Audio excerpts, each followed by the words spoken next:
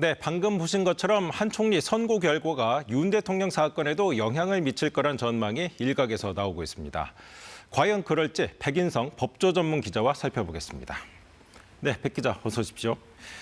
자, 이런 얘기가 나오는 게 한 총리 탄핵 사유에 비상계엄하고 관련된 게 있어서 그런 거죠? 그렇습니다.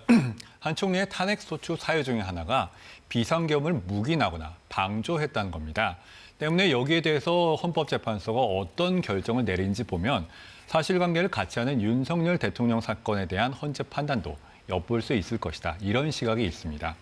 예컨대 한 총리 사건에서 헌재가 비상계엄 선포의 사실관계나 위헌성에 대해서 어떤 판단을 내리게 되면 향후에 윤 대통령 사건에서도 거기에 대해서 같은 판단이 유지될 가능성이 있다는 겁니다. 또한 윤 대통령 측이 탄핵 심판을 통해서 주장했던 수사기관의 피의자, 신문조서 증거 채택 문제나 또 이른바 내란죄 주장 철회 이 논란에 대해서도 한 총리 사건에서 먼저 나올 수도 있을 걸로 보입니다. 네.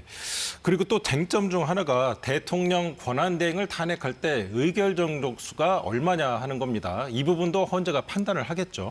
그렇습니다. 이 부분을 먼저 판단할 것 같은데요. 네. 간단히 다시 정리하면 헌법상 공무원에 대한 탄핵 소추 의결에는 제적 국회의원 과반수, 그러니까 151명의 찬성이 필요합니다. 반면에 대통령에 대한 탄핵 같은 경우에는 국회의원 제적 의원의 3분의 2, 그러니까 200명이 필요하죠. 그런데 한덕수 국무총리 같은 경우에는 탄핵 당시 대통령 권한대행 신분이었기 때문에 어느 쪽이 적용되는지에 문제가 있습니다.